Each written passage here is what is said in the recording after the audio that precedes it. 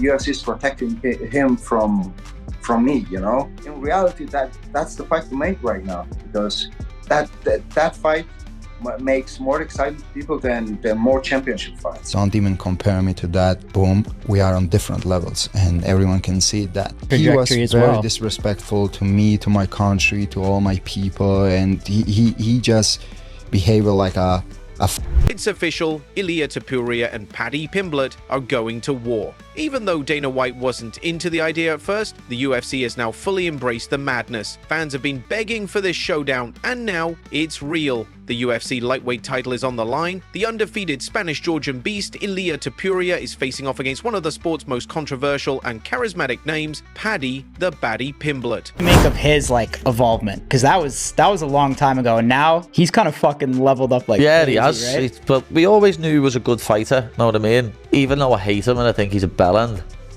I wouldn't lie and say he's a shit fighter. And it made me laugh when he said, what did he say? He called me fat. That's like, lad, you can't make your weight division anymore that you are champion of. He's a midget, lad. He's tiny. Topuria didn't just earn his belt, he snatched it with authority. He destroyed Charles Oliveira in the first round with such brutal precision, it left the entire arena stunned. The Brazilian legend was out cold, and with that, Topuria joined the elite club of two-weight UFC champions. But before the gold even had a chance to gather dust, Paddy stepped in. Right after the fight, under the bright lights, in front of the whole world, Paddy walked straight into the octagon, looked Topuria in the eye, and told him flat out, "You're not knocking me out like that. I'm not Oliveira. You're not doing that to me." Clear right here. Just one quick one for me. Last week we were over at the PI at your open workout, and you had a Q&A, and when you were asked about Paddy, you said he needs to win one more fight, and now tonight you're saying I was very excited tonight. So does he need to win one more fight, or is that who you want? You're going to tell the UFC you want next? I don't know. Someone from my team told me that Dana was a little bit angry about that. Yeah. Yeah. That he said that. He said that if he was there, he would not have let. And Topuria, he didn't just brush it off. No, he snapped back with venom. He doesn't want to just beat Paddy, he wants to humiliate him. He's said it out loud, he wants to knock him out and enjoy every second of it. This isn't some fake beef cooked up to sell pay-per-views, it's real, deep, personal. Topuria sees Paddy as someone who hasn't earned it. Someone who got here by talking big, not fighting big. Someone who skipped the line while others bled to climb it. Fans are torn, some are thrilled, others think it's a joke. But none of that matters now, this fight is happening. Fight, if you're ready, I'm here. Well done, lad. Look at me. Look at me. That was a heavy knockout. I give you that respect. But you will never knock me out. I'm going to submit you. Knock me You out. live. What I'm going to do is I'm going to put my. Oh, you can't knock me out. You know I this- don't get knocked out. You get knocked out. I You get finish knocked you. out even before the fight. I finish you, little Get man. that ass from here. I finish Get that you. Dana White wasn't happy at first. The confrontation, he called it a security mess, a situation that should have never happened. Topuria had just been crowned champion. It was supposed to be his big moment. Instead, it turned into a chaotic face-off. The reaction, the buzz, the electricity that pulsed through the crowd, Dana couldn't ignore it. No one could. It was too big to shut down. So, even if it went against Dana's first instincts, the fight's been made official. The show must go on, and this one's going to be massive. I don't know who the hell let him in there. That should have never happened. Let's start there. I was already back in my room, or that would have never happened. But I don't know. Yeah, I don't know. And I don't really think about that stuff tonight, other than, obviously the Van fight. But, we'll see. We'll see how this plays out. His wife and kid are in the octagon. That's not the fight. It's just, yeah. It was fun to watch. It shouldn't happen. It was fun to watch. Paddy has climbed to number 8 in the lightweight rankings, and after what he did to Michael Chandler at UFC 314, people finally started to take him seriously. That fight was supposed to answer one question: can Paddy hang with the top guys? He didn't just hang, he finished Chandler. He was calm, powerful, and completely in control. He's loud, he's wild, and yeah, he talks a lot, but he backed it up. Still, critics are everywhere. They say he's in over his head, that Topuria's record and resume make this a mismatch. Topuria's fought killer after killer. He didn't get here with flair. He got here by fighting. Real fights, real opponents, real war. Going to fight Paddy Pimblett, do you think that might be at a different weight division? Because he looked like a heavyweight in there. What was going through your mind when Paddy Pimblett stepped in the octagon? He's fat. He's not someone that looks big because he has that muscle.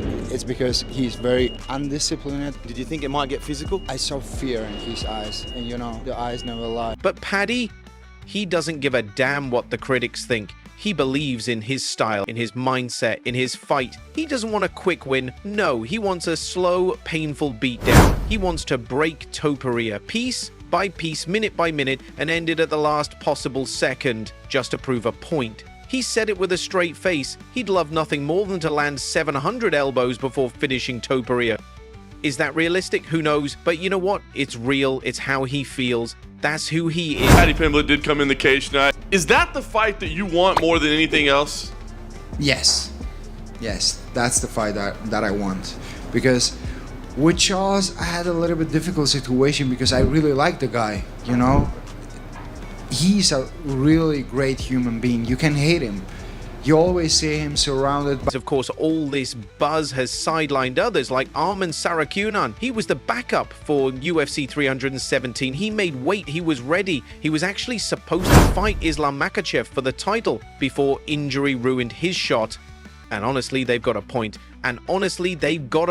He's dangerous. Really dangerous. But the UFC didn't pick him. They picked Pimblett. And Arman? Yeah, he's mad. Ilia Topuria versus Paddy is one of the truest grudges that we have in our sport right now. Some of you might not have known about it, and the rest of you might have forgot about it. But that B-roll and footage exists. Every bit as much as Masvidal and Leon exist, Ilia and Paddy exist. But how do we get there? One thing that Paddy said about his career, he said, I'll fight Gaethje and then I'll go deal with Charles. But he had a different idea if Ilia won. If Ilia wins and that's the big grudge match, move Gaethje out of the side, he's ready for the title right now. He's taken to social media, calling Topuria a coward, accusing him of ducking the real challenge. And hey, statistically, Arman makes sense. He's ranked higher, he's more technical, and he's been grinding longer.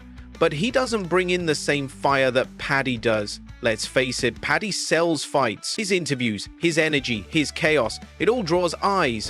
That matters. So, while Sarukian fumes, Pimblett gets the title shot, and Topuria finally gets the opponent he's wanted to silence for years. Justin Gaethje was also in the mix, but after some odd comments about retiring and calling out the UFC's matchmaking, he's been pushed to the side.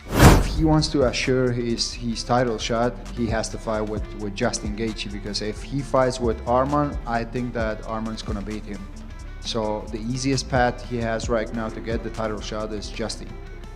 Thank you. Stylistically. Dana White called Gaethje's remarks wacky. He even said if he's unsure about fighting, maybe retirement is right.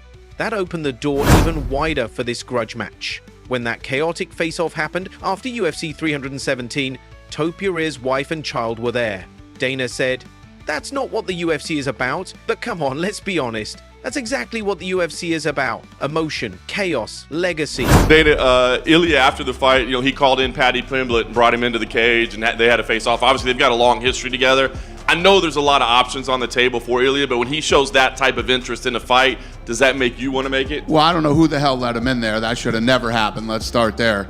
I was already back in my room, or that would have never happened. But I don't know. Yeah, I don't know. And I don't really think about that stuff tonight, other than, obviously the Van fight. But two fighters who can't stand each other, both convinced the other's going to get destroyed. Topuria told Paddy, "You'll get knocked out before the fight even starts." It was raw fury dressed as confidence. Paddy shot back with, "I'll finish you, little man." No fear, no filter. It was messy, it was loud, and it was absolutely perfect for what might become the biggest UFC fight of the year. I wish they would do that Topuria versus Paddy fight. I know it's different weight classes, but the beef's there.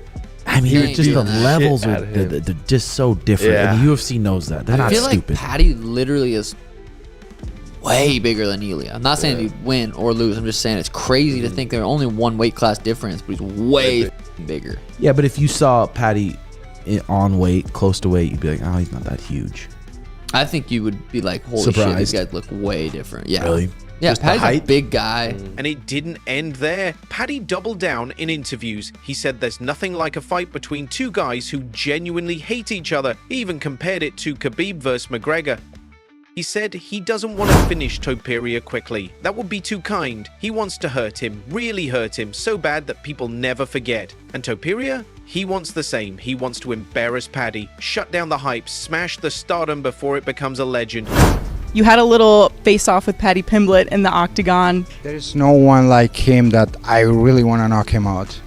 That's something that I'm really gonna enjoy. With Charles, it's like I like the guy what I have to fight against him. It's not the same with someone like Paddy. That's I'm gonna knock him out and I'm gonna be happy after that. What makes this fight so wild is that both guys genuinely think the other is a joke. Topuria thinks Paddy's a clown. Paddy thinks Topuria is too emotional for this stage. They're both wrong, and they're both right. That's what makes this pure chaos. And now, the fight that wasn't supposed to happen is the one nobody can look away from. He's not even ranked. Why I have to fight him? What he got? Like Instagram followers, YouTube followers, a lot of people who are like more popular than him. I don't care about that kid. Right after his insane knockout win at UFC 317, Ilia Topuria didn't take time off to celebrate. He didn't sit back and enjoy the spotlight. No, he looked forward straight into the fire. Most champs might want to rest, not him. He's thinking legacy, not just defending the belt, but making history. He's dreaming of something no one in UFC history has ever done, becoming a 3-division champion. That night at UFC 317 was unforgettable. It was Topuria's third straight pay-per-view main event, and he did the unthinkable. He finished Charles Oliveira in the first round. Precise, aggressive, ruthless, he grabbed the vacant lightweight title and added it to his resume. Already a former featherweight champ, Topuria became the first undefeated fighter in UFC history to hold titles in 2 divisions. There is a blonde there is a guy that when it comes to deliver, his back hurts. So I don't know, whoever is ready for me. You're talking about Paddy Pimblett. You've had personal difficulties with Paddy in the past. Is that the guy that you would like to defend your title against first? Listen, I don't think that he's gonna accept it. That win didn't just give him a belt. It sent him to the very top of the pound-for-pound rankings. He passed names like Merab Dvalishvili and Islam Makhachev. Everyone stood up and took notice. He's not just a champ, he's a killer. A problem no one knows how to solve. But even with all that glory, the spotlight wasn't just on the belt or the KO. What took over the headlines was what happened after, the unexpected moment when Paddy Pimblett stormed into the octagon, when tension exploded in real time in front of everyone. It was raw, it was unsanctioned, and it was unforgettable. It's guys like you look at you the way you carry yourself, that's a fighter. Like, you look at that guy's a dangerous motherfucker. But when you see Paddy, he's dancing like this, his hair is flopping around like he's in the Beatles. You know, he's like, he seems silly, but then he fucks people up. I think people he fucks people up like Michael Chandler. When you're walking with a guy that has 10 losses, the level of confidence is completely different. But here's the thing, Topuria's reaction to Paddy wasn't just heat of the moment rage. This has been brewing for a long time. Years ago, it all started online. Paddy had an argument with one of Ilia's friends and tweeted something that crossed the line. He said, "Now I understand why Russia destroyed Georgia," referring to the 2008 Russo-Georgian War. That wasn't banter, that wasn't trash talk. Ilia Topuria lived through that war. As a kid, he saw people die, friends, neighbors, his home country burning. That pain never left him. To him, that tweet wasn't just offensive, it was unforgivable. He talked about it on the MMA Hour, his voice shaking with anger. "It makes my blood boil," he said. "Kids were dying." And he joked about it. This isn't about hype, this is deep personal hatred. And yet, despite how real it all is, the MMA world still can't stop debating if this fight should even be happening. Some fans think it's just hype, but fighters like Kamaru Usman are calling it what it is. Paddy Pimblett hasn't earned this title shot. On the Pound for Pound podcast, Usman told Henry Cejudo that Paddy hasn't faced top contenders like Tsarukyan, Gaethje or Oliveira. Cejudo agreed. Tsarukyan deserves the shot. Straight up, bro. Demetrius Johnson also chimed in, questioning why rankings even matter if they're ignored. Might as well let fans vote, he said, frustrated. The reality? The UFC runs on drama, not just merit, and Paddy brings attention. When Paddy brings attention, his rivalries go viral, and putting him against someone as fiery as Topuria, it's electric. Topuria knows this, but he's not satisfied. Beating Paddy would only fuel his next move, welterweight gold. That would make him the first ever 3-division UFC champ. He hinted at it after UFC 317, saying, "There's room for a third belt here." His coach confirmed he's big enough to move up. He started at bantamweight, now he's eyeing welterweight.